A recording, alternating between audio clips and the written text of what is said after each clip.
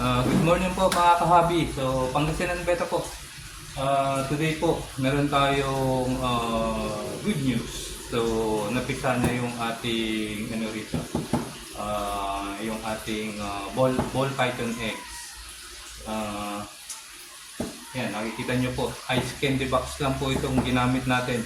DIY na incubator natin. And sa tingin ko medyo napaaga lang ito eh. Mga nasa 53 days lang siya. So nagulat na nga ako at meron na. Actually kagabi pa ito.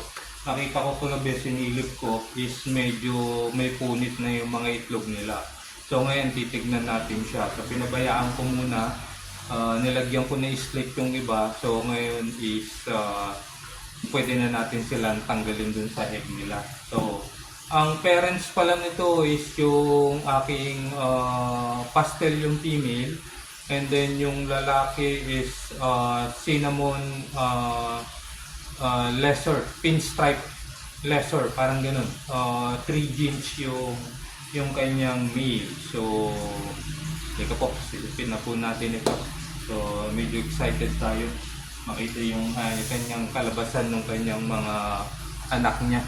Iyo sila natin, no? So ito po. Ayun. Yung isa is totally out na po. Totally out na siya. Ito po siya.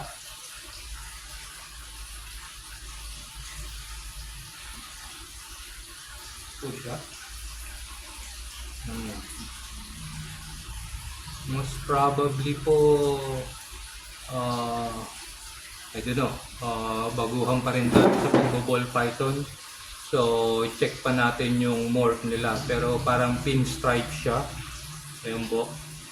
Una natin, ano.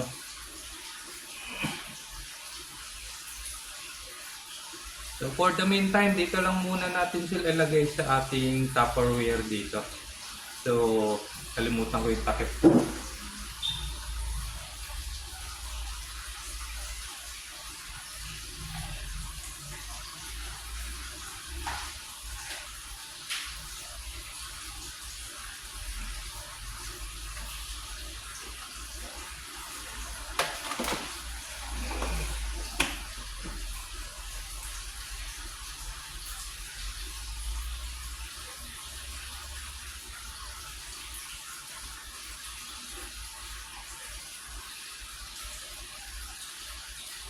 Ito po ang next natin. Mukhang pastel lang po siya. So ayan po, nagmana sa nanay niya. So most probably pastel po. Yan.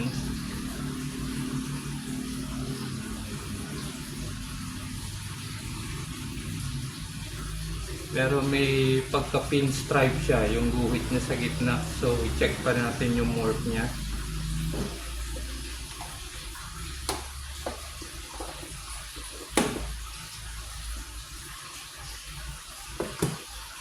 Next natin is ito is hindi pa lumalabas sa egg niya, pero kahapon pa ito eh, so pwede na natin ilabas.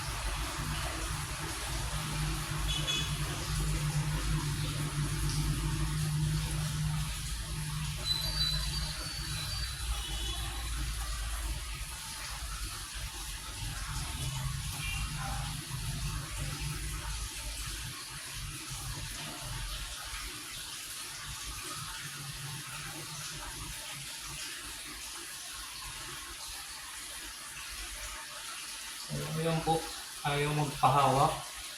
So, most probably cinnamon. Yan po siya.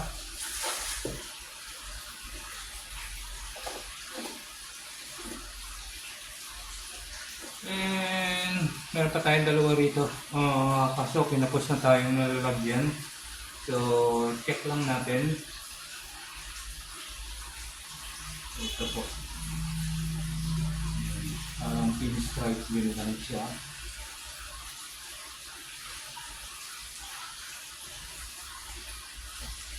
Ito siya.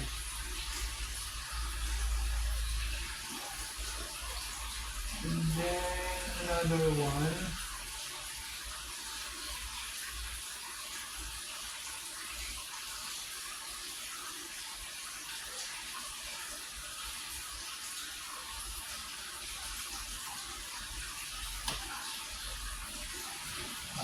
defect siya. Isa natin is parang may defect siya. Hindi pa nakapasok yung kanyang dyan. So, pabayaan muna natin siya dyan. So, yun lang po. So, yun po. Pangasinan Beta po. Like and share lang po yung ating video. Papalo na rin po. So, ayan po. Ang ating mga ball python hatchling sa ngayon. So, 5 lang po yung ating hatchling. And mukhang may problema yung isa nating hatchling dito. So, we'll check it mamaya ulit. So, maraming salamat po.